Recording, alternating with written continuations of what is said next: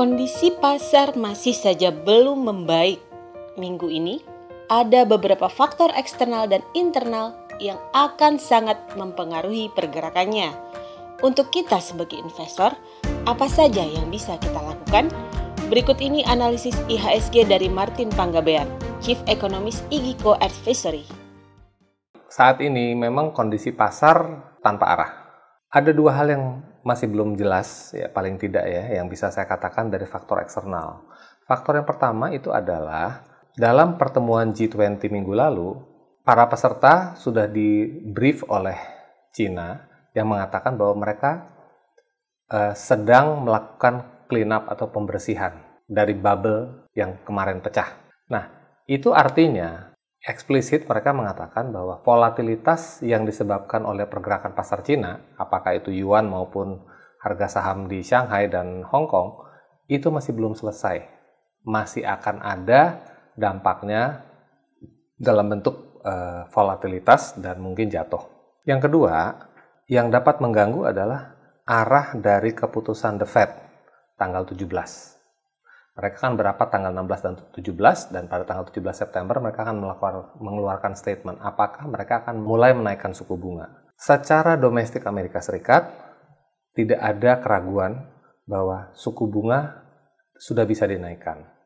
Tetapi IMF, Bank Dunia, pemimpin G20, semua meminta Amerika Serikat untuk tidak menaikkan suku bunga.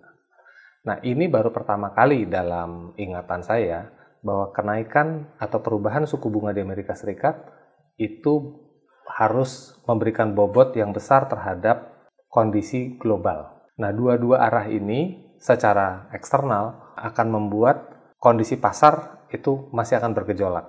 Dalam negeri, kita juga masih belum tahu, karena kemarin pemerintah sudah mengeluarkan paket. Tapi paket itu kan baru diumumkan. Sementara implementasi keputusannya, peraturan pemerintah, peraturan presiden, dan lain sebagainya masih akan terus bergulir. Jadi antara sekarang dengan dimulainya implementasi keputusan tersebut, banyak hal yang bisa terjadi. Nah, oleh sebab itu, saya melihat bahwa situasi pasar memang masih akan cukup berfluktuasi baik oleh faktor eksternal maupun faktor internal. Pertama, kalau Anda adalah investor jangka pendek, maka volatilitas seperti ini itu adalah surga.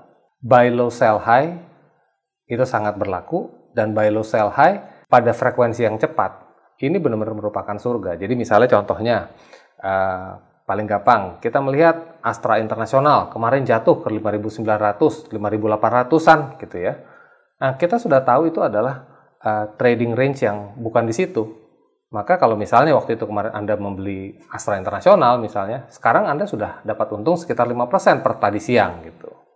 Ya, pada saat yang lain Anda bisa melihat beberapa saham misalnya Telkom juga tergerus dan kemudian kembali naik. Indosat juga tergerus lalu naik. Ada beberapa saham yang Anda tinggal tunggu aja dia jatuh, nanti Anda beli lagi. Jadi ini merupakan surga sebenarnya.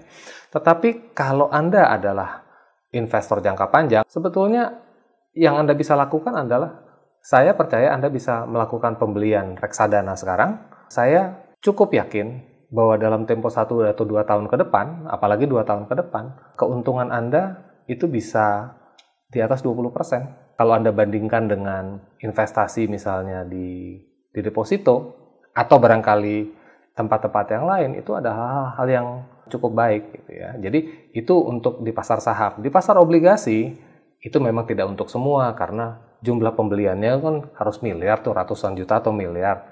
Tapi tetap harga FR70 kan turun sekarang. Nah, itu juga kita nggak tahu. Jadi kapan ini akan berakhir.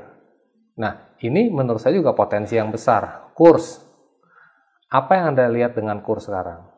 Apakah 14.000 Anda melihat menjadi 15.000? Saya tahu bahwa banyak orang melihat wah, kenapa mesti jual sekarang? Banyak orang mengatakan dia punya duit besar sekali, jutaan dolar, dia bilang, kapan mesti saya jual?